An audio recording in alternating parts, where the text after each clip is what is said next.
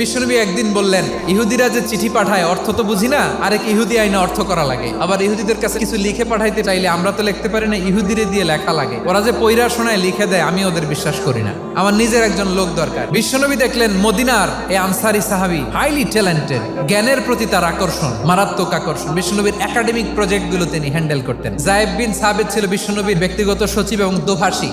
ইহুদিরা কিছু লিখে দিলে এটার অর্থ বিশ্বনবীরে বুঝায় দিতেন। আবার ইহুদিদের কাছে কিছু লিখতে হলে তিনি লিখে দিতেন। বিশ্বনবী এই যায়েদ বিন সাবিতকে চুজ করলেন ল্যাঙ্গুয়েজের জন্য।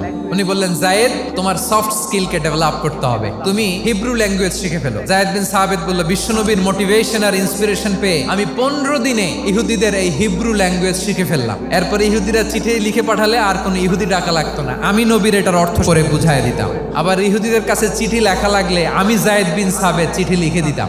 বিশ্বনবী তাকে দায়িত্ব দিলেন, কোরআন যা নাজিল হয় তুমি লিখো, কাতিবুল ওহী বানায় দিলেন। সুবহানাল্লাহ।